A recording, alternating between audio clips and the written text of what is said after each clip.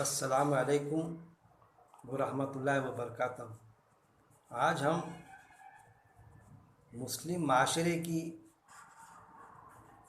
نوعیت اور اس کی تربیت پر کچھ غور و تدبر کریں گے کہ ایک طرف ہم نظر ڈالیں ہمارے مسلم معاشرے کی، تو ہم یہ دیکھیں گے دنیاوی اعتبار سے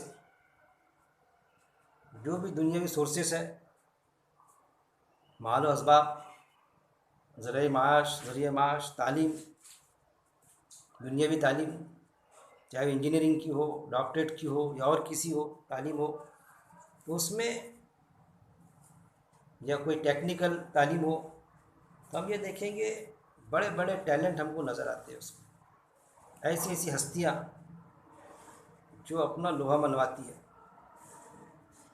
اللہ نے ایسی صلاحیتیں عطا کی، خصوصی طور پر ایمان والوں کو، انسانوں میں کہ وہ ایمان، انسانوں میں کہ وہ انسان، ایک ہوتا ہے ایک انسان، جنرل انسان، ہر انسان پر اللہ مہربان ہے، اللہ کی مہربانی ہر انسان پر ہے۔ دنیا میں بسنے والے ہر انسانوں کو اللہ تعالیٰ نے طرح طرح کی نعمتوں سے، صلاحیتوں سے نوازا، لیکن باوجود اس کے کہ ایک جو ایمان والا ہوتا ہے اس پر اللہ تعالیٰ کی ایک خصوصی نعمت، ایک خصوصی ایمان، ایک خصوصی انعام کام کرتا ہے۔ کہیں بھی آپ آفیسز میں نگاہ ڈالیں، کوئی ٹیکنیکل جو انسٹیٹیوٹ ہے وہاں نگاہ ڈالیں، کسی بھی شعبے میں اگر ہم نگاہ ڈالیں تو آپ کو ایک مسلم شخص، مسلم یعنی ایمان والا، ایمان کا دعوے دار، بھلے اس میں کسی بھی طرح کے اور عیب بھی موجود ہو،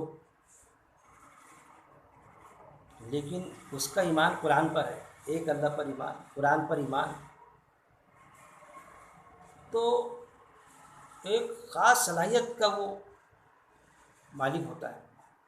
ہر ڈپارٹمنٹ میں اس کی قدر و قیمت ہوتی ہے۔ اب اس کو وہ چاہے وہ مثبت انداز سے اس کو استعمال کرے، چاہے منفی انداز میں، لیکن اللہ تو صلاحیت دیتا ہے اس کو۔ اب اس صلاحیت کا وہ اچھائی کے لیے یوز کرے یا برائی کے لیے، اچھائی کے لیے بھی کرتا ہے تو اس ڈپارٹمنٹ میں، اس شعبے میں اس کا ایک اپنا دباؤ ہوتا، برائی کے لیے بھی کرتا ہے اگر غلط کام کے لیے، کسی برائی کے لیے، تو بھی اس کا ایک ورچسو ہوتا، ایک دباؤ ہوتا اس میں، گویا کہ اس میں وہ صلاحیت موجود ہوتی ہے جس کی وجہ سے وہ اور دیگر انسانوں پر غالب رہتا ہے۔ یہ چیز صلاحیت کا مس یوز کرے یا اس کا صحیح یوز کرے، یہ چیز۔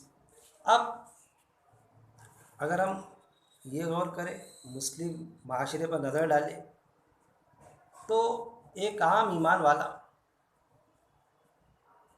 وہ یہی چاہتا ہے کہ میں کس طرح اللہ کے بتائے گئے قانون کے مطابق زندگی بسر کروں۔ وہ یہ سمجھنا چاہتا ہے کہ میں جس معاشرے میں پیدا ہوا، ایک مسلمان کے پیٹ میں پیدا ہوا، میں پیدائشی مسلمان تو ہوں، لیکن اس کا ایمانی جذبہ بھی ہوتا ہے، ایک اللہ ہے، قرآن کے لیے مرنے مٹنے کو تیار ہے، ساری باتیں، لیکن اللہ مجھ سے کیا تقاضا کرتا ہے، اللہ مجھ سے کیا چاہتا ہے کہ میں اللہ کے احکامات کے تحت زندگی گزاروں۔ تو اس میں ایک اس طرح کی تڑپ ہوتی ہے، ایک عام ایمان والے میں وہ اسپرٹ ہوتی ہے، وہ چاہتا ہے کہ میں قرآن میں کیا ہے، قرآن اللہ کی کتاب ہے، گائیڈ لائن ہے، تو میں اس کے مطابق اپنی زندگی بسر کروں، اسلام کو سمجھوں۔ میں مسلم ہوں، لیکن مسلم کا رویہ کیسا ہونا چاہیے، مسلمان نے کیا کرنا چاہیے، کیا نہیں کرنا چاہیے، اس کو صحیح معنوں میں سمجھ جاؤں، اور اس کو یہ بھی معلوم ہوتا ہے کہ قرآن جو ہے پوری انسانیت کے لیے ہے، اس پر میں نے ایمان لایا تو میں مسلم کہلایا، یعنی فرما بردار ہو گیا میں، کس کا؟ اللہ کا فرما بردار۔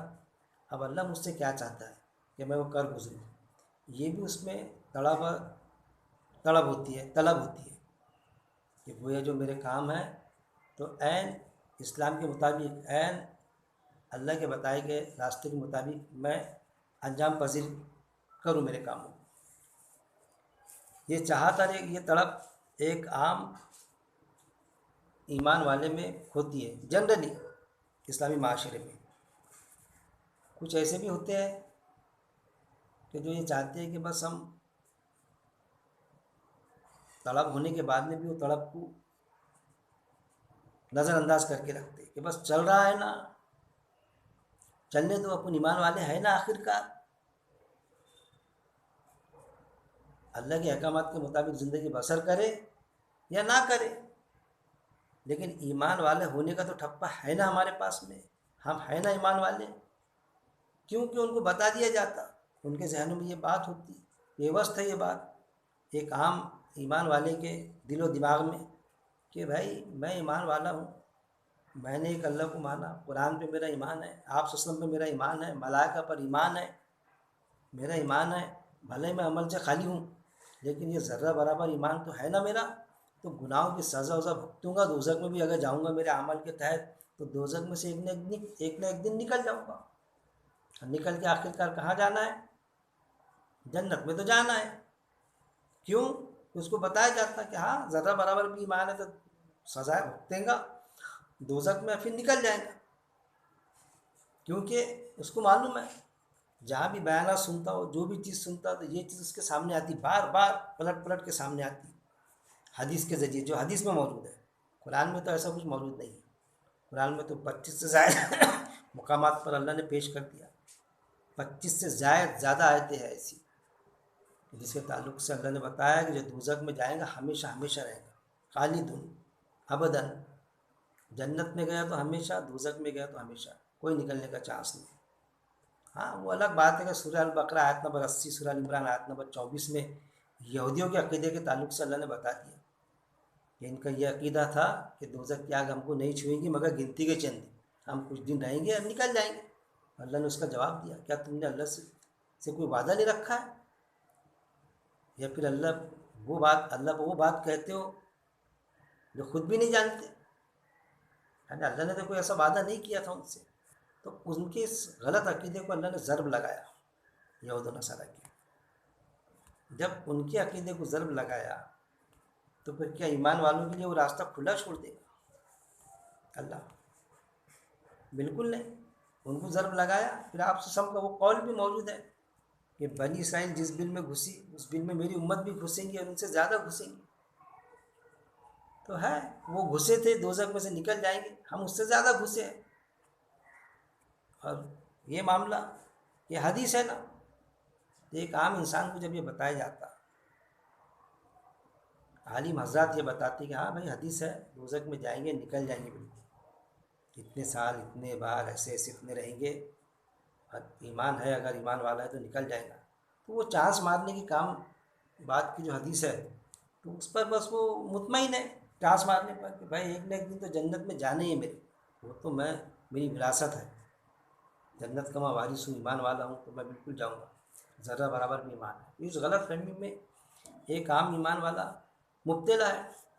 پھر جب اس کو یہ پتہ چلتا، جب قرآن پڑھتا اور اس کے ذہن میں یہ بات آتی کہ نہیں ہمیشہ ہمیشہ رہوں گا، اس کو جب آیتیں دکھتی تو پھر اس کے ہوش ٹھکانے لگتے، پھر قرآن میں تو ہے ہمیشہ ہمیشہ رہوں گا، تو وہاں پھر اس کو یہ ہوتا کہ قرآن میں اور کیا کیا ہے، کون کون سی ایسی کڑیاں ہیں جو کھلنا باقی ہے جس سے مجھے نظر انداز کر کے رکھ دیا گیا تھا، تو وہ قرآن کو سمجھنا چاہتا کہ میں قرآن کو سمجھوں اور اس کے مطابق زندگی بسر کروں، میرا دن چریا قرآن کے مطابق ہو، اس طرح کی اس میں ایک طلب و طلب پیدا ہوتی ایک عام ایمان والے میں۔ پھر جب ایک عام ایمان والا خود اپنے آپ کو اپنے تیار کرتا ہے تربیت کے لیے کہ اس سے خود کی تربیت ہو کہ بھائی دنیا داری میں تو میں نے بہت ساری کامیابی حاصل کی، بہت مال کمایا یا بہت یہ کیا، یا پھر اس کو ایسا لگتا میں نے تو بہت سارے گناہ بھی کیے، اب میں چاہتا ہوں کہ میں کچھ چلوں، یا پھر گناہ کیے یا پھر اچھائیاں بھی کر رہا ہے وہ کام، وہ سمجھتا کہ یہ اچھائیاں میری گنتی میں آنے کو نہ کاؤنٹ ہونے کو نہ، وہ چاہتا کہ اس کے لیے میری تربیت ہو، کوئی تربیت کا پیمانہ ہو۔ جب وہ وہ چیز چاہتا ہے تو پھر اس کی تربیت کا سامان کیا دکھائی دیتا ہے اس کو؟ الگ الگ جماعتیں دکھتی اس کو، مسلم معاشرے میں کئی جماعتیں اس کو دکھتی، اور ہر جماعت اس کو اپنی طرف بلاتی ہے۔ وہ یہ سوچتا کہ کس جماعت سے جڑوں میں، کیونکہ اس کو بتلایا جاتا۔ جب اس کو یہ ہوش آتا ہے کہ میں اسلام کو صحیح معنوں میں سمجھوں، میں میری خود کی تربیت کروں، تو اس کو جماعتیں دکھتی الگ الگ۔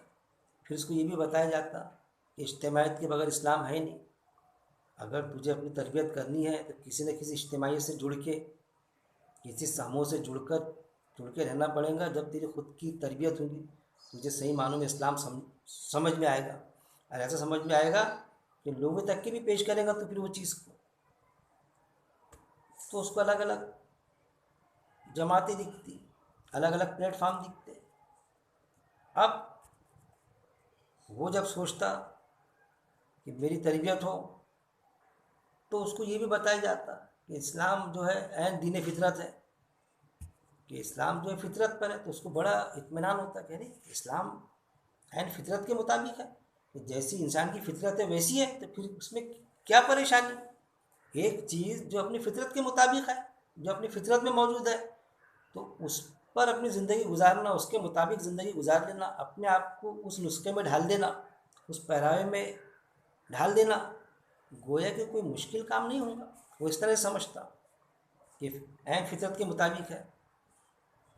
لیکن جب اس کی تربیت کی جاتی ہے، کسی بھی اجتماعی سے جب جڑ جاتا ہے وہ، تو پھر جب اس کی تربیت شروع ہوتی ہے ایکچوئل معنوں میں جڑنے کے بعد میں، کہ بھائی اجتماعی سے جڑے، پھر کسی بھی جماعت سے جب جڑتا ہے وہ، تو جب اس کی تربیت شروع ہوتی ہے تو بتایا تو جاتا تھا کہ فطرت کے حساب سے دین اسلام ہے، لیکن فطرت سے ہٹ کے اس کی تربیت کی جاتی ہے۔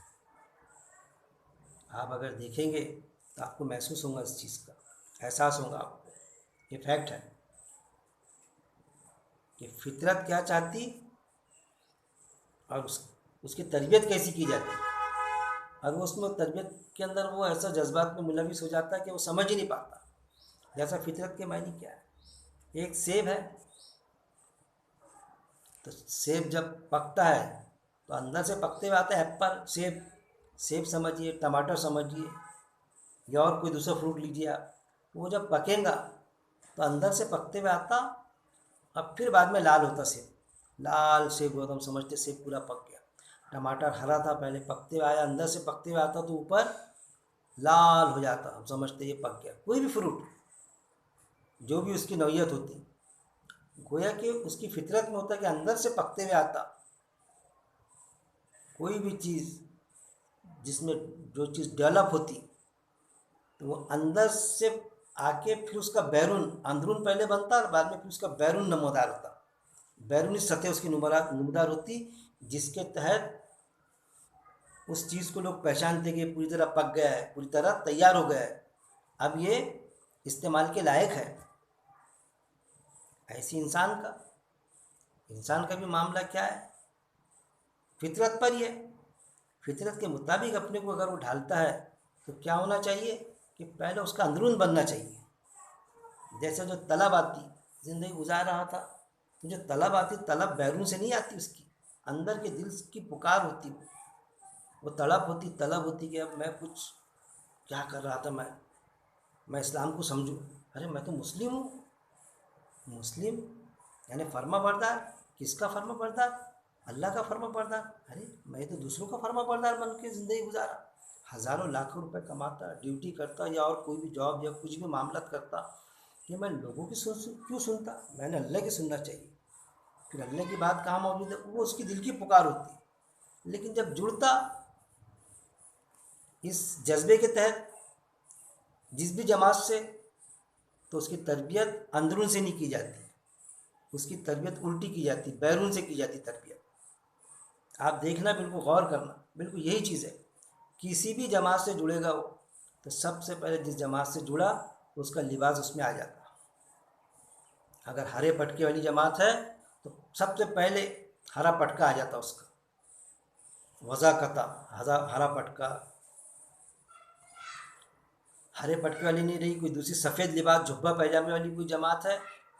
کسی جماعت پر تانا دینا میرا مقصد نہیں ہے، میں تنقید کر رہا ہوں کہ ایسا ہے یا نہیں. تو سب سے پہلے اس میں جھبا پیجامہ وہ چیز وضع کرتا اس ٹائپ کی آ جاتی. گویا کہ جس بھی طرح کی جماعت ہوئی تو اس کا جو بیرونی لباس، اس کا عبادہ جو رہتا بیرونی، تو سب سے پہلے اس میں وہ آ جاتا. اس کو داڑھی نہیں رہی تو اس کو، ہر جماعت والے کے پاس میں داڑھی، کسی بھی جماعت سے جڑا تو داڑھی تو سنت ہے نا، رکھنا چاہیے، نبیوں کا طریقہ ہے. اب وہ الگ بات ہے کہ کوئی ایک مشت کا قائل ہے، کوئی ایک مشت سے کم بھی رہی تو اس کو داڑھی کہتا ہے. لیکن یہ بھی ایک بات ہے کسی کی داڑھی نہیں رہی ہے، اگر وہ نماز پڑھتا ہے تو اس کی نماز نہیں ہوگی، ایسا تھوڑی ہے کچھ کہ نماز نہیں ہوتی، ایسا کچھ بھی نہیں. لیکن داڑھی رکھنا چاہیے، سنت طریقے. جب رکھتا ہو تو اگر وہ ایک مشت والوں سے جڑا تو برابر ایک مشت داڑھی دکھے گی اس کے چہرے پر. اس کے علاوہ کوئی دوسری جماعت سے جڑا کہ وہ ایک مشت کی قائل نہیں ہے اگر جماعت، تو برابر اس کو ایک مشت کی داڑھی نہیں دکھے گی، اس ٹائپ کی داڑھی دکھے گی. پھر ایک کپڑوں کے کلر کے حساب سے، یہاں تک کہ ٹوپی کی نوعیت وہ بھی اس کو اس ٹائپ سے، گویا کہ اس کے بیرون سے بالکل پہچانے جائے گا کہ ارے یہ فلاں جماعت سے جڑا ہے، ارے یہ بریلوی ہے، ارے یہ تبلیغی جماعت کا ہے، ارے یہ دیوبندی ہے، ارے یہ فلانی جماعت کا ہے، ارے یہ جماعت اسلامی کا ہے. وہ چیز اس میں جھلکتی، بیرون لباس اس میں جھلکتا. یہ ایک معاشرے کی ایک تربیت کا ایک نظام ہے جو کوئی متفق رہے چاہے نہ رہے. میں تو فیکٹ بیان کر رہا ہوں کہ دیکھیے آپ ایسا ہی نہیں کیا، جس سے میں اس نظام جو ہے وہ اپنی جگہ پر، لیکن یہ ایک فیکٹ ہے اور یہ تربیت ہے کہ بیرون سے لاتے اس کو پھر اندرون میں لایا جاتا، جس سے میں متفق نہیں ہوں. اور کیوں نہیں ہوں؟ کیونکہ اسلام کا طریقہ کار یہ نہیں ہے. کیونکہ اسلام عین دین فطرت ہے، اور دین فطرت کیا بتاتا کہ پہلے اندرون بنے اب بعد میں بیرون. اگر ہم بیرون بنائیں گے، اس کا اوپری سطح بنائیں گے، تو وہ تو ایسا پھر ہو جائے گا. اس کا رزلٹ آتی ہے ویسے، اس کا ایسا رزلٹ آئے گا کہ جیسے ایک سونا، ایک ہوتی ہے کوئی دھات، اس پر سونے کی پالش کر دی، تو سونے کی پالش کر دی تو 4 دن تو لوگ سمجھیں گے اس کو کہ یار کیا کتنا اچھا سونا ہے. تھوڑا سا اوپر کا تھر نکال کے دیکھ بھی لیے، ارے تو 24 کیرٹ کا سونا ہے اوپر تھر. لیکن جب وہ تھر نکلنا شروع ہوتا ہے اس کا اوپر کا، اس کی لیئر جو رہیں گی، اس کی کتنی جاڑی لیئر ہے، کتنی سودھی ہے، اس پر جو لیئر چڑھی ہوئی ہے، وہ لیئر اگر نکالے تو 24 کیرٹ کی لیئر رہیں گی سونے کی. لیکن اندر تو سونا ہے ہی نہیں. جیسے 1 کلو کا کوئی بال اگر رکھ دے اور اس کے اوپر لیئر چڑھا دے وہ آدھے سود کی، زیادہ سے زیادہ کتنا لگیں گا؟ سمجھو 5 کلو کا بال ہے تو 5 کلو پر لیئر چڑھے گی، اس پر زیادہ سے زیادہ 100 گرام کی، 200 گرام کی چڑھ جائیں گی، بہت ہوگی 100 گرام سونے کی. تو 100 گرام اگر 24 کیرٹ کا بھی لوہا سونا ہے تو وہ جو 5 کلو ہے، 5 کلو تو سونا نہیں ہے نا. تو وہ تو جب نکل جائیں گی وہ لیئر، تو بعد میں تو اس کا تو وہ کوئی قیمت ہی نہیں رہے گی نا. حالانکہ 100 گرام کی بھی لیئر نہیں چڑھی ہوتی اس پر ایک معمولی ایک پانی کے رنگ کے ایسا رنگ چڑھ جاتا. اور پھر وہ رنگ جب دھیما پڑتا یہ، تو پھر اس کی حقیقت سامنے آ جاتی. اور اللہ کیا چاہتا قرآن میں جیسا آیت ہے، اللہ کے رنگ میں رنگ جاؤ، یعنی دین فطرت. اللہ کا رنگ کیا ہے؟ اندرون بناؤ اپنا، اندرون بناتے ہوئے پھر بیرون آپ کا نمودار ہونے کو ہونا. اللہ کا رنگ، اللہ کا رنگ یہ ہے کہ اندر سے بننا شروع ہو جائے، بعد میں بیرون ایٹومیٹک آئے گا. ہم کیا چاہتے ہیں؟ فطرت سے ہٹ کے کہ ایک ٹماٹر دیا جائے تو نہیں، ٹماٹر کو اندر بعد میں پکاؤں گا، میں پہلے میں اس کو لال کروں گا، لال کلر لگا دوں گا اس کو، اور بعد میں جب پکے گا اندر سے تو بعد میں لال کلر نکال لوں گا. جو بھی اس طرح سے مطلب اس کو گویا کہ اس کی محنت اندرون بنانے کے لیے کم اور بیرون پہلے چڑھایا جاتا. اور ایسا چڑھایا جاتا بیرون کہ بس بیرون چڑھتا، کچھ دن کے لیے رہتا، پھر نکل جاتا. پھر اس کو بولے جاتا کہ ارے بھائی کچھ تو ایسی بھی اجتماعیت ملیں گی، ارے بھائی بیٹری ڈاؤن ہو گئی، چارج کرانے جانا پڑتا، پھر باہر جاتا چارج کرا کر آتا. مطلب وہ بیرون وہ جو رنگ چڑھتا اس پر وضع و قطع کا. اس کی داڑھی چھوٹے ہونے شروع ہو جاتی ہے، لباس جو رہتا جبہ پیجامہ پہنتا تھا وہ لباس میں فرق پڑ جاتا اس کے، نماز جو پڑھتا تھا اس کی پابندی نہیں ہوتی تھی اس کی پڑھنے کے معاملے میں، جبکہ قرآن میں نماز قائم کرو، نماز پڑھنا ایک جز ہے نماز کا، نماز قائم تو جب ان کی دن چریا میں اس کی وہ ساری ایکٹیویٹیز آ جائے، کم نہیں تولنا چاہیے، جھوٹ نہیں بولنا، حق کی گواہی دینا، یہ سارے اس پر میرے درست موجود ہیں، تو وہ چیزیں، وہ شکلیں پیدا ہوتی، پھر اس کو بولے جاتا چلو بھائی بیٹری چارج کرنے، پھر بیٹری چارج کر کے آتا، بیٹری چارج مطلب وہی کہ ایک کوئی دھات ہے، کوئی چیز ہے، اس پر ہم بیرونی رنگ چڑھا رہے ہیں، بیرونی رنگ نکلا، پھر چلو پھر رنگ چڑھا کے آئیں گے، پھر رنگ چڑھا کے آتا، پھر کچھ دن رہتا، اب وہ سمجھیے آپ 40 دن کا رنگ، 4 مہینے کا رنگ، 1 سال کا رنگ، جو بھی اپنا کسی ایک جماعت میں ہے ایسا وہ نہیں، اور دیگر جماعتوں میں بھی، دیگر اجتماعیت میں بھی کسی نہ کسی انداز سے یہ چیزیں ہم کو دیکھنے کو ملتی معاشرے میں، کسی پرٹیکولر ایک جماعت پر تانا کسنا یہ میرا مقصد نہیں، لیکن تنقید تو کروں گا، جس میں زیادہ ہے تو وہ چیز زیادہ نکھر کے سامنے آتی ہے، گویا کہ بیرونی شکلیں اس کو دکھتی ہے، اندرون اس کا، اندرون پر محنت کم ہوتی، محنت بیرون پر ہی ہوتی، تو اس میں وضع و قطع آ جائے اس کو قرآن سے گویا کہ دور رکھے جاتا، قرآن میں کیا ہے اس کو معلوم ہی نہیں ہوتا، سالوں گنتی وقت لگا لیتا، کئی سال، لیکن کئی سال بعد اس کی وضع قطع ایسی ہو جاتی کہ ایسا دکھتا ہے ایسا کوئی بہت بڑا عالم، بہت بڑی معتبر شخصیت کسی بھی اجتماعی سے جڑا ہوا رہے ہو، چند ایک اجتماعیت ایسی ہے کہ جو پوری طرح اس ٹائپ سے پیوست نہیں ہے، وہ الگ بات ہے، لیکن تقریباً ساری اجتماعیت ہے کہ اس سے اس کا پتہ چل جاتا ہے اس کی اجتماعیت کا، تو وہ بیرون رنگ چڑھے رہتا اس پر، پھر وہ نکل جاتا، پھر محنت کی جاتی اس پر وہ رنگ چڑھانے کی، وہ رنگ چڑھایا جاتا، پھر نکلے جاتا، اس کی اسپرٹ آتی اس میں، پھر اسپرٹ ختم ہو جاتی، اب جو اس میں سے ایک عقل مند انسان ہوتا، عقل سے کام لیتا، واقعی میں اس میں دل میں تڑپ ہوتی کہ نہیں، کہ یہ میرے کو کوئی بیرونی رنگت ایکچوئل میں یہ ہے نہیں، وہ چیز میں نے تو اندرون سے بننا چاہیے، جبکہ کیا ہے کہ اس کو بتا دیا جاتا ہے ایسا کہ جو لباس ہوتا، جو عبادہ ہوتا بیرونی، تو اس کو ہر اجتماعیت بتاتی کہ یہ اسلامی لبادہ ہے، یہاں تک کہ پینٹ شرٹ ٹائی یہ یہود و نصارہ کا لباس ہے، اس طرح سے بولے جاتا ہے، ایک مجھ سے کم داڑھی ہے تو ناجائز حرام ہے، یہاں تک کہ بولے جاتا ہے اس کو، قرآن پڑھنے کی بات کیا اس نے تو قرآن پڑھنے کے لیے 14 علوم 16 علوم ہونا، جب بھی قرآن کو سمجھ سکتے، یہاں تک کہ بولے جاتا ہے اس کو، یہ چیز بتائی جاتی ہے کہ قرآن سے کیسا، جبکہ قرآن میں آیتیں موجود ہے کہ ہم نے نصیحت کے لیے آسان کر دیا قرآن کو، تو ہے کو نصیحت حاصل کرنے والا، مجادلہ کرو قرآن سے، نصیحت کرو قرآن سے، بحث کرو قرآن سے، حق اور باطل کے فرق کو کھول کے رکھ دینے والی کتاب قرآن، یہ ساری چیز ہونے کے باوجود بھی قرآن کے طرف اس کی رغبت کم ہوتی اور باقی دوسرے معاملات میں زیادہ، چند ایک جماعت ہے، اجتماعیت ہے جو قرآن کی طرف رغبت دلاتی کہ بھئی قرآن پڑھنا چاہیے، لیکن اس کے باوجود بھی وہاں پر بھی شخصیت پرستی، گرو عصبیت جھلکنے کو ملتی، جو یہ دعویٰ کرتے کہ شخصیت پرستی نہیں ہے اسلام میں، گرو عصبیت نہیں ہے، تو بھی ان میں ڈائریکٹ نہیں تو انڈائریکٹلی وہ چیزیں جھلکتی بھی نظر آتی، یہ اس معاشرے میں ایک عام ایمان والا اپنی زندگی بسر کرتا ہے، اس سے ہٹ کے وہ زندگی بسر نہیں کر سکتا، پھر ایسے حالت میں ایک عام ایمان والا اپنی تربیت کیسی کرے، کیا وہ کسی بھی جماعت سے نہ جڑے،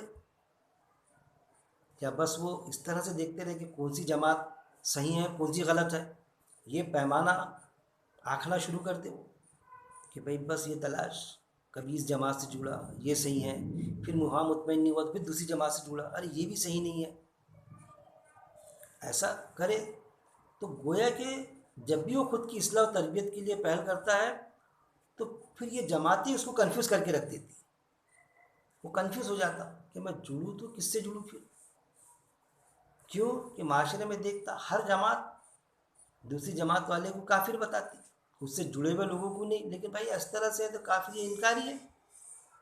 بڑے بڑے ان کے بیانات، ان کی کتابیں لکھی ہوئی ہے باقاعدہ. پہلے یہ ایسے سے ایسا کرنے والی کافر ہے، انکاری ہے یہ. تو ایسی اجتماعیت جو آپس میں ایک دوسرے کو کافر کہہ رہی ہے، تو ایک عام ایمان والا سوچتا ہے کہ میں کیا کروں، کون سی جماعت سے جڑوں. میں اس سے جڑا تو یہ اس کو کافر بولتے، اس سے جڑا تو وہ اس کو کافر بولتے. اب میں جڑوں تو کس سے جڑوں؟ لیکن ایمان کی تربیت تو کرنا ہے، اسلام کیا ہے تو سمجھنا ہے، اس کے مطابق زندگی تو بسر کرنا ہے. تو اس ٹائم پر اس کو اپنا ایک مسلمان ارادہ اس وقت میں کرنے کی ضرورت پڑتی ہے اس کو، کہ وہ یہ سوچے کہ بس سب سے پہلے میں قرآن ترجمے سے پڑھوں گا. پھر چاہے میں کسی بھی اجتماعی سے جڑ کے کام کروں، کوئی مذاق کا نہیں کہ کسی بھی اجتماعی سے جڑ کے کام کرے وہ، لیکن یہ سمجھے کہ وہ یہ اجتماعیت ہے، ایک پلیٹ فارم ہے. اب کسی بھی اجتماعیت مطلب ایسی اجتماعیت جن کا ایمان قرآن پر ہو. کسی بھی اجتماعیت کا مطلب یہ تھوڑی کہ جن کا ایمان ہی قرآن پہ نہیں. اب بڑے بڑے ہاسپٹل اور بڑے بڑے نیکیوں کے کام کر رہے ہیں وہ، تو اس اجتماعی سے جڑ جانا چاہیے کہ اس نے مسلم معاشرے کی اجتماعیت جن کا ایمان قرآن پر ہے، جن کا نزل العلم قرآن ہے، تو اس سے جڑ کے کام کرے وہ. لیکن جب ان سے جڑ کے کام بھی کرے گا تو ان کو یہ اس کو بالکل یہ رہے گا، اور یہ حقیقت ہے. جیسا وہ شعر ہے نا، ہر ڈال پہ الو بیٹھا ہے، انجام گلستہ کیا ہوں گا. تو کہنے کا مطلب یہ اجتماعیت ہے تو ہر ڈال پہ، اب جتنے سارے اجتماعیت سے جڑے وہ الو ہے اس طرح سے بالکل مت سمجھیے. ہر اجتماعیت میں اچھے لوگ بھی ملیں گے، برے لوگ بھی ملیں گے. ہر ڈال پہ آپ کو بیٹھے ہوئے دکھیں گے، کچھ الو بیٹھے ہوئے دکھیں گے، کچھ ایسے رہیں گے جو واقعی اسلام کے حساب سے جڑ کے اجتماعی سے کام بھی کرتے اور چاہتے کہ قرآن کے مطابق ہم یہ کریں، لوگوں کو تنقید بھی کرتے، تانا بھی نہیں دیتے. ہر جماعت میں ملیں گے، جن کو لوگ کہتے ہیں کہ ارے یہ شرک کرنے والی جماعت ہے، اس میں بھی ملیں گے آپ کو. یہ بریلوی جماعت، ارے بھائی یہ درگاہوں پہ جاتے شرک کرتے، لیکن درس قرآن دینے والی ملیں گے اس میں آپ کو، باقاعدہ درس قرآن دیتے، غلط عقائد سے بچے ہوئے ہیں. یہ چیز چند ایک بات پر ان میں اختلاف ہم کو نظر آتا، لیکن جب ہم دیکھیں تو ایسا لگتا کہ ان کے لیے تو یہ اختلاف بتاتے ہیں، لیکن دوسرے جو ہے تو انہوں نے بھی تو زندوں کو بنا کے رکھے خدا، جس کے لیے اللہ نے منع کیا. انہوں نے اپنے عالموں کو، درویشوں کو، مشائخ کو خدا بنا رکھا ہے، تو انہوں نے بھی تو اپنے عالموں کو خدا بنایا. اور ان کے لیے یہ ایسا، تو وہ ایک الگ چیز ہے. چند ایک اختلاف ہوتا، ارے بھائی علماء میں آپس میں اختلاف ہے. چار مسلک میں جو ہے تو چار مسلک کیوں ہے کہ آپس میں اختلاف ہی تھا، تبھی تو چار مسلک وجود میں آئے، نہیں تو سب ایک ہی حصے ہوتے تھے. لیکن چار مسلک کے بعد میں کسی نے بھی ایک دوسرے کو کافر نہیں کہا کہ میں حق پر ہوں اور یہ کافر ہے. کسی امام نے، چاروں اماموں میں سے کسی نے نہیں کہا. لیکن ایک ہی مسلک سے جڑے ہوئے ہم کو دیکھنے میں آتا، بالکل امام ابو حنیفہ سے جڑے ہوئے ایک ہی مسلک سے، اور اس میں جو جماعتیں ہیں، لیکن ایک مسلک سے جڑے ہوئے آپس کی جماعتیں الگ الگ جو اجتماعیتیں بن گئی، وہ ایک دوسرے کو کافر بولنے پر تلے ہوئے. تو ایسے حالت میں ایک عام ایمان والا کنفیوز ہو کے رہ جاتا، پریشان ہو جاتا کہ میں کیا کروں، میں اسلام کو کیسا سمجھوں. پھر سمجھ گیا تو میں کیسی اس کی عمل بجاؤنی کروں، اس پر عمل کیسا کروں، میں کیسا لوگوں تک کے بات کو پہنچاؤں. جب قرآن پڑھتا اس کے بعد سمجھ میں آتی تو پھر لوگوں کو پہنچانا چاہتا وہ بات. لیکن جب وہ بات اس کے سمجھ میں آتی ہے، لوگوں تک کے بات پیش کرنا چاہتا، اور جس پلیٹ فارم سے جڑا ہوتا ہو، جس بھی اجتماعیت سے، اور وہ بات پیش کرنا چاہتا ہو تو اس کو پیش کرنے نہیں دیا جاتا قرآن کی بات. ارے بھائی تم عالم تھوڑی ہے، یا پھر کہیں پر اجازت ہے تو اجازت ہے، لیکن آپ یہ جو آیت کا ایسا نہیں، اس کی اصطلاح الگ ہے، کیونکہ ان کی ایک اپنی وہ اصطلاحاتیں بنی ہوئی ہر جماعت کی، اسی اصطلاح کے مطابق. اب اس نے قرآن پڑھا، اس کے ذہن میں بات آئی کہ دوزخ میں سے نہیں نکلیں گے. وہ اگر آیت پیش کر رہا ہے کسی کے پاس، میرے بھائی کیا پیش کرے آپ نے، دوزخ میں سے نکل جائیں گے ایک نے بھی، ایسا مت پیش کرو آپ. نہیں بھائی قرآن میں نہیں مانتا آپ کی اس چیز کو، دوزخ میں سے نہیں نکلیں گے آپ. نہیں حدیث ہے تمہارا، حدیث پہ ایمان نہیں، آپ منکر حدیث ہو گیا. تو وہاں پر پھر وہ اپنے دلائل پیش کرتا، تو کبھی اس کے دلائل مان بھی لیتے وہ، لیکن اس کو بات پیش کرنے سے روک دیتے کہ وہ بات نہیں پیش کرنا چاہیے، اس کے علاوہ بات پیش کرو آپ، لیکن یہ بات مت پیش کرنا آپ نے. یہ چیزیں روکا جاتا ہے اس کو. بس اجتماعیت میں آپ رہو، حمال کے ایسا کام کرو ان کے ساتھ میں، سارے پروگرام یہ کرو، سارا پروگرام کی سجاوٹ یہ وہ سب کرو، لیکن جو بات حق بات آپ سمجھ گئے قرآن کے حساب سے، جس جس پر آپ مطمئن ہو گئے، تو وہ بات پیش مت کرنا، کیونکہ اجتماعیت اس کی اجازت نہیں دیتی. تو وہاں پھر وہ پریشان ہو جاتا. تو پھر کیا، جڑنے کے بعد میں بھی خود وہاں سے جڑا رہتا، لیکن آٹومیٹک جب وہ بات پیش کرنا چاہتا، اور وہ باز نہیں آتا وہ بات پیش کرنے سے کہ نہیں حق بات یہ میں تو پیش کروں گا، تو اس کو منع کیا جاتا. لیکن پھر اس کو نظر انداز کرتے کرتے اس کو کٹ مارے جاتا وہاں سے. وہ آٹومیٹک اس کو جماعت سے نظر انداز کرتے ہوئے کٹ کر دیا جاتا. حالانکہ وہ اجتماعی سے کٹ نہیں ہوتا، لیکن خود بخود اس کی کٹنگ کی جاتی، وہ خود بخود کٹ ہو جاتا. جب کٹ ہو جاتا وہ، تو پھر اس طرح کے ذہن کے لوگ جو اسی طرح الگ الگ اجتماعی سے کٹ ہوئے رہتے، کہ جو قرآن پڑھتے، تو وہ جو متفق ملتے، تو پھر ویسے لوگ اس کو دیکھتے، کم تعداد میں قلیل تعداد میں دیکھتے. تو پھر ان کو دیکھتا تو وہ سمجھتا کہ ارے یہ میں غلط تھا، تو کہ یہ بھی غلط ہے کیا. ایسے پریشان لوگ دکھتے اس کو، تو اس کو ایک تھوڑی ہمت افزائی ہوتی کہ نہیں میں ایک اکیلا پاگل ہوں ایسا نہیں، اور بھی لوگ ہیں ایسے جو قرآن کی عنایتوں کو اس ٹائپ سے سمجھ رہے ہیں. وہ بھلے ہی شہر میں نہیں ہے، شہر کے علاوہ دوسرے مقامات پر ہے، یا اس شہر میں ہے تو تھوڑے ہے، کہیں پر 4 ہے، کہیں پر 10 ہے، کہیں پر 15 ہے، کہیں پر 2 ہے، کہیں 2 بھی نہیں ہے، کہیں 1 بھی نہیں ہے. یہ چیز، لیکن اس میں سے 50%، 20% ایسے ملیں گے، 50% ایسے ملیں گے، اس میں 20 میں سے 20 رہے، 10 رہے، 25 رہے، 50 رہے تعداد کے حساب سے. تو اس میں آپ کو زیادہ تر یہ بولنا چاہیے کہ 20% ایسے ملیں گے کہ جو کھل کے وہ بات پیش کرتے ہیں. باقی سب کیا یار ہم، لیکن کہاں بحث کرتے ان لوگوں سے. تو باقی لوگوں نے خاموشی اختیار کی، سمجھتے کہ یہ اس لیے تو بولے ہم زیادہ یہ نہیں کرتے، گھس کے کام نہیں کرتے، جو دینے کا رہے دے دیتے بس یہ، لیکن کرو تو پھر یہ پریشانی جاتی، دماغ پر لوڈ آتا. تو وہ خاموش رہنا پسند کرتے، لیکن ان کی وہ چیز کو بھی پسند نہیں کرتے، کیونکہ ان کی قرآن کی تربیت ہوئی بھی رہتی. لیکن کچھ لوگ ایسے ہوتے 20%، 15-20%، جو اس کام کو لے کے اٹھتے، کہ لوگ مجھے کچھ بھی کہیں لیکن میں بات پیش کروں گا لوگوں تک کہ حقیقت یہ ایسا ہے، ایسا نہیں ایسا ہے. اور یہ جو اجتماعیت کے پاس میں کچھ چیزیں ایسی ہے وہ غلط ہے، جب وہ لے کے اٹھتا وہ، تو وہ جو ایک دوسرے کو کافر کہتے تھے، تو وہ پھر سارے اس کے پیچھے پڑ جاتے، اس کو برا برا بولنا شروع کرتے کہ ارے یہ بات لے کے اٹھا، کیونکہ وہ پسند ہی نہیں کرتے وہ چیز. تو یہ معاشرے کی بگاڑ کی صورتیں ہم کو ملتی دیکھنے کو. پھر ایسے حالت میں ایک عام ایمان والے نے کنفیوز نہیں ہونا چاہیے، کوئی ضرورت نہیں کنفیوز ہونے کی. بس وہ یہ سوچے موجودہ حالت کے تحت کہ قرآن سے جڑ جائے. 19 زبانوں میں غالباً علماء حضرات نے قرآن کا ترجمہ کر دیا، ترجمانی کر دی. وہ قرآن کو ترجمے سے پڑھنا شروع کریں.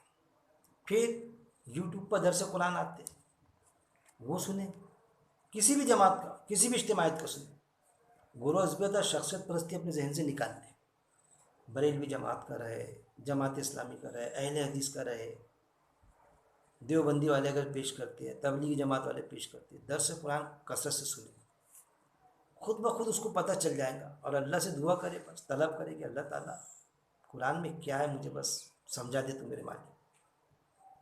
قرآن کو ایسا سمجھا دے جیسا تو سمجھانا چاہتا. تو مجھے ہمارے ناگپور میں ایک بریلوی عالم ہے، ان درس قرآن دیتے ہر جمعے میں بیچارے.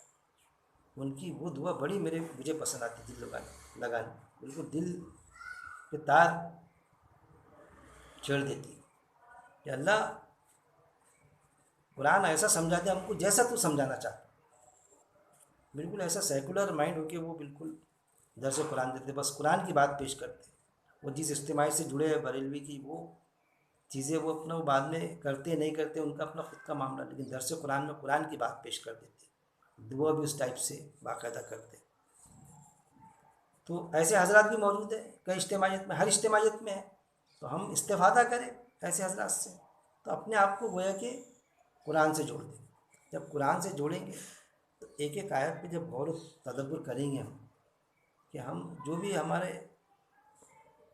جس بھی مشغلے سے ہم جڑے ہیں، جو بھی روزی روٹی ہم کما رہے ہیں، سمجھ لیجیے اس کے علاوہ ہم کو اگر دن بھر میں 24 گھنٹے میں 1 یا 2 گھنٹے بھی ٹائم ملتا ہے ہم کو، 5 وقت کی تو نماز پڑھنا ہے، سوال ہی پیدا نہیں ہوگا کہ نماز بے نمازی کا کوئی عمل اللہ کو قبول نہیں، کہ ہم نماز پڑھیں گے نہیں پڑھیں گے، قرآن کی ہم کتنی بھی تلاوت کر لیں گے یا کتنا بھی غور و تدبر کریں گے تو کچھ ملنے والا نہیں ہے۔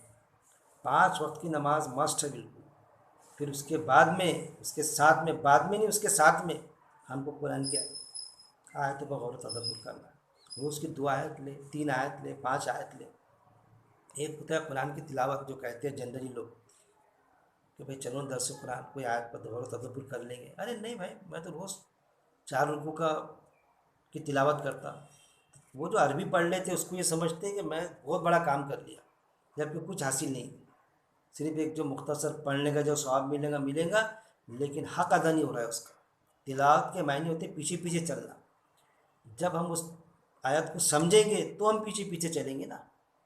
تلاوت کے معنی یہ نہیں ہوتے، تلاوت کے معنی ہوتے پیچھے پیچھے چلنا۔ اصل میں وہ قرآن صرف پڑھ رہے ہیں، تلاوت نہیں کر رہے ہیں، لیکن بولتے ہیں، بولنے میں روٹیشن میں آتا کہ میں نے بھائی تلاوت کرتا ہوں۔ میں تلاوت تو جب دن بھر کی 5 رکوع پڑھے یا 2 ہی پڑھے اور اس پر غور و تدبر کرے تو وہ ہے تلاوت۔ پھر یہ سوچ کے کہ اللہ یہ آیت میرے ویسی سمجھ میں آئی، میں حق کی گواہی دوں گا۔ کوئی آیت آتی ہے سنتا، میں حق کی گواہی دوں گا، اگر اس طرح کی جو بھی آیت آتی ہے ماں باپ کے خلاف بھی رہتی دوں گا، تو یہ ہے پیچھے پیچھے چلنا کہ ہم ایسا ارادہ کریں ہر معاملے میں۔ نماز قائم کروایا تو اللہ میں نماز پڑھتا تھا ابھی تک کے تو، لیکن اللہ میں نماز قائم کروں گا۔ یہ کیسا کہ میں نماز 5 وقت کی پڑھا، نماز کا وقت ہوا تو میں نے میری دکان بند کر دیا، سبزی کی دکان چھوڑ دیا کھلی میں نے، کہ اللہ مالک ہے، بازو والے کو بول دیا کہ بھائی دیکھنا میری دکان، میں بھی نماز پڑھ کر آتا۔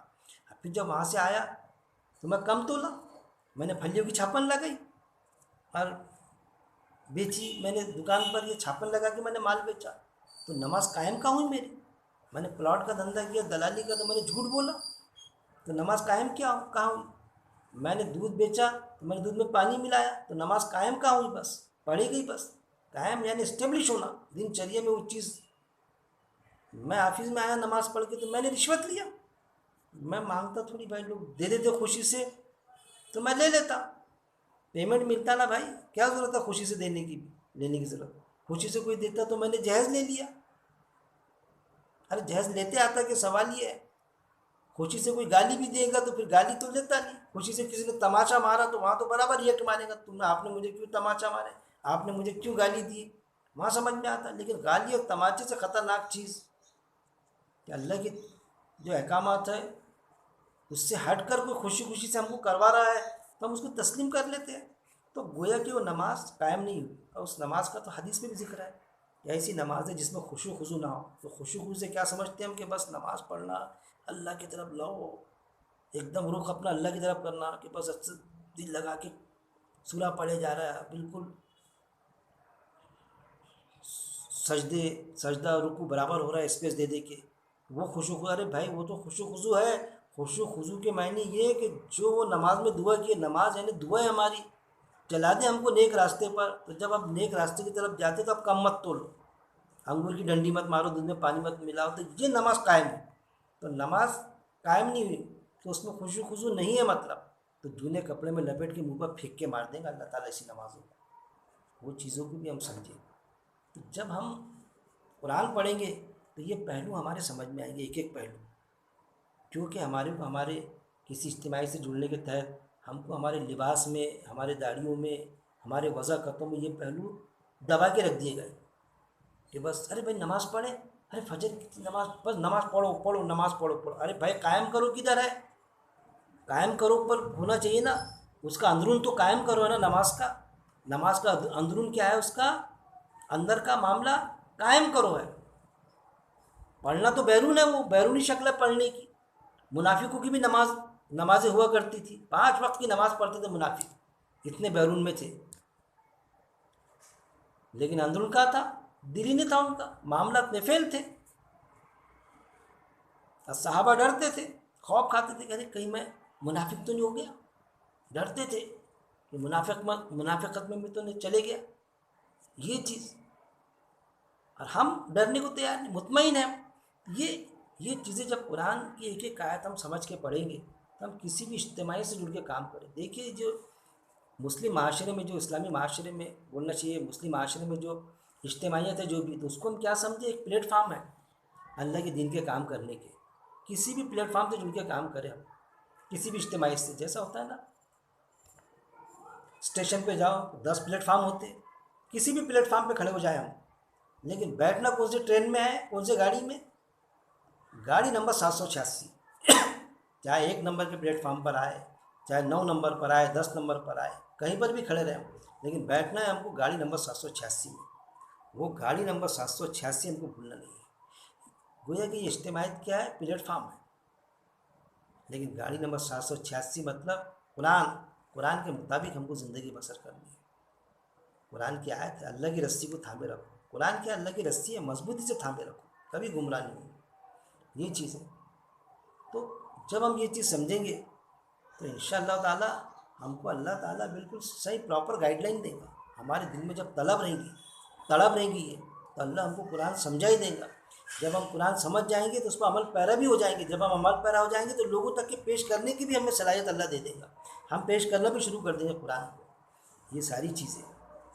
لیکن یہ سمجھنا کہ قرآن کے لیے 14 علوم 16 علوم مدرسے سے فارغ ہونا ضروری ہے قرآن کے مطابق زندگی گزارنے میں، یا لوگوں تک کے بتانے کے لیے. ایک آیت بھی اگر معلوم ہے، حدیث ہے باقاعدہ، تو لوگوں تک کے پہنچا دو.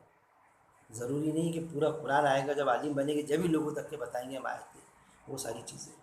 پھر ایک آیت پر غور و تدبر قرآن کی.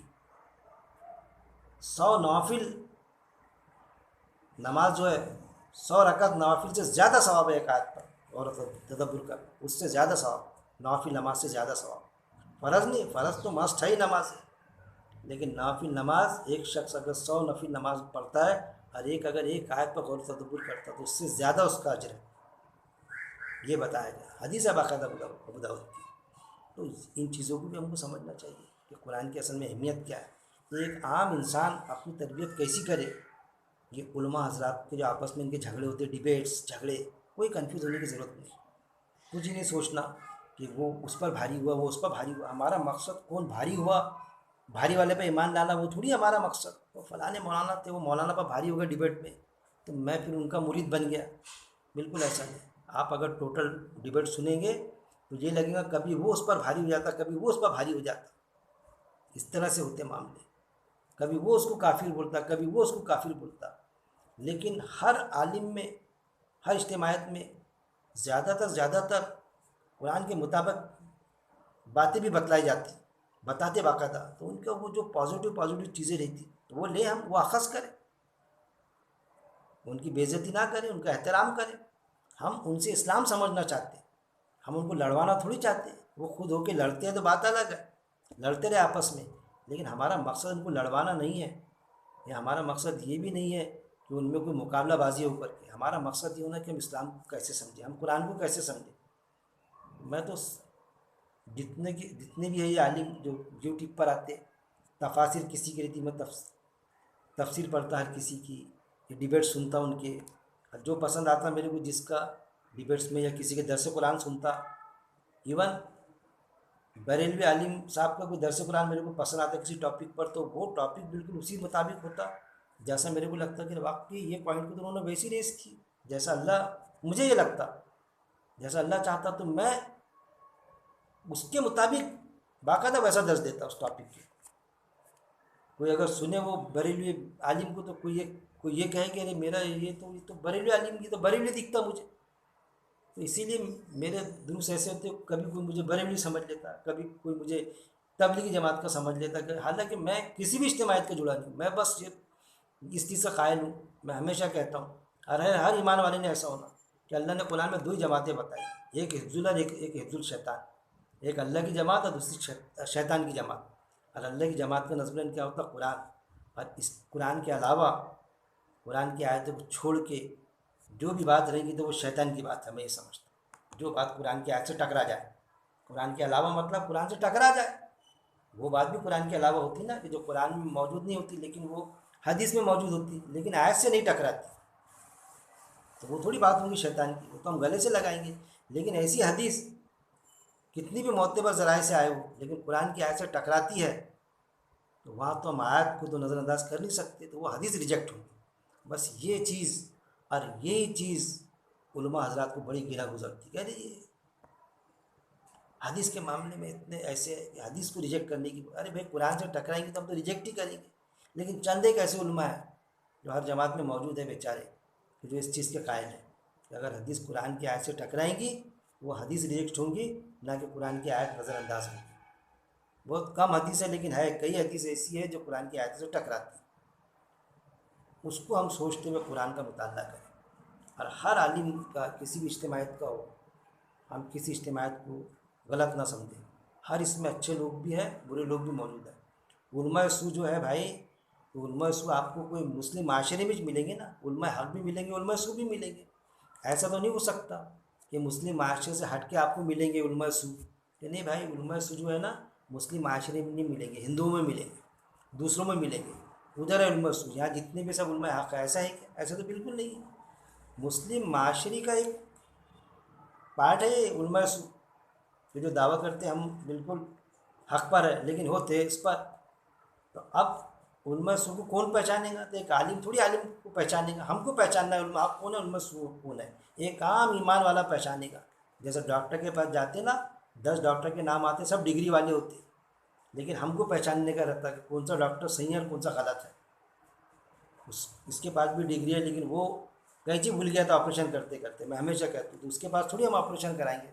وہ سرجن کے پاس، ارے وہ تو کینچی بھول گیا تھا، وہ تو سیدھے پیر کی جگہ لیفٹ پیر کا آپریشن کر دیا تھا. دارو پی کے آپریشن کرتا ہوں، اس کے پاس کرائیں گے ہم. ایسی علماء حق بھی علماء سو ہے، مسلم معاشرے میں ملیں گے.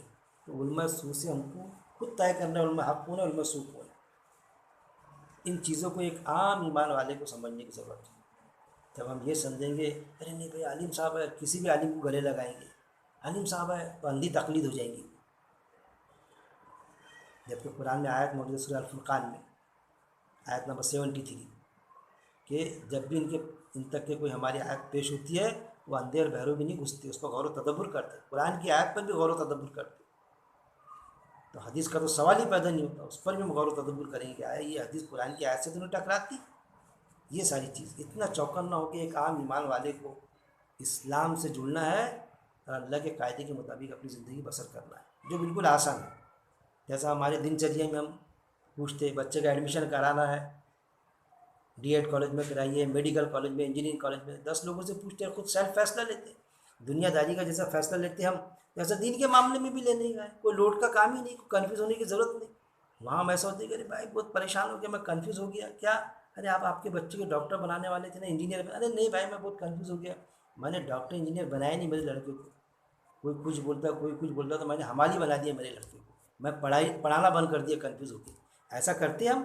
بالکل نہیں کرتے. برابر پوچھتے 10 لوگوں سے 20 لوگوں سے، پھر اپنے مطابق. ایسا بزنس میں بھی 10 لوگوں نہیں بھائی میں کنفیوز ہو گیا تو میں نے کوئی بزنس نہیں کیا، بھیک مانگنا شروع کر دیا میں نے پھر، یا بس میں عیدی بن گیا، لوگ کما کے دیں گے اور میں کھاؤں گا. کبھی ایسا کرتا ہے انسان؟ نہیں. 10 لوگوں سے پوچھتا، پھر بزنس برابر کرے گا اپنے دل سے، جو پڑھتا وہ بزنس کرتا. ایسی ہی ہے دین کے معاملے میں بھی. ایسا خاموش بیٹھنے کی ضرورت نہیں، کنفیوز ہو کے خاموش بیٹھنے کی بالکل ضرورت نہیں. سب عالموں کو سنیں گے، سب سوچیں گے اور غور و تدبر کریں گے، اللہ سے دعا کریں گے. اور جو ہمارے ذہن و دماغ کو اپنے حساب سے پڑھیں گا، قرآن کو ہم سمجھیں گے، وہ حساب سے ہم فیصلہ لے کے اس کے مطابق اپنی زندگی بسر کریں گے. جیسا دنیا کا آسان ہے ایسا دین کا بھی آسان ہے، کیونکہ اللہ نے کتاب جو دیا تو مشکل تھوڑی دیا. قرآن ہم نے سمجھنے کے لیے قرآن کو آسان کر دیا. تو ہے کوئی سمجھنے والا؟ ہم نے نصیحت کے لیے آسان کر دیا قرآن کو، تو ہے کوئی نصیحت حاصل کرنے والا؟ ہم نے یعنی میں نے، اللہ نے. جب اللہ بتاتا کہ میں نے آسان کر دیا تو پھر ہم کیوں گھبراتے؟ ارے دنیا داری کے ایڈمیشن لینا وہاں مشکل ہے لیکن قرآن کو سمجھنا مشکل نہیں. جب ہم طلب رکھیں گے تو بالکل اللہ سمجھا ہی دے گا آپ کو قرآن. قرآن میں کیا ہے، اور قرآن میں اس کے علاوہ کچھ بھی نہیں ہے، کیا کرنا اور کیا نہیں کرنا اس کے علاوہ نہیں ہے قرآن میں۔ اللہ کی وہ ڈائریکشن ہے، ایسی کتاب ہے قرآن کہ جس میں سوال بھی موجود ہے، جواب بھی اس میں موجود ہے۔ جواب کے لیے کسی دوسری کتاب کو پڑھنے کی ضرورت نہیں، کسی کے پاس جانے کی ضرورت نہیں، سوال بھی اس میں ہے، جواب بھی اس میں موجود ہے۔ اللہ سے دعا ہے کہ اللہ رب العزت قرآن کو پڑھنے، سمجھنے، اس پر عمل کرنے اور موت تک اس پہ جمع رہنے کی میرا مالک توفیق دے۔ وآخر دعوانا ان الحمد للہ رب العالمین۔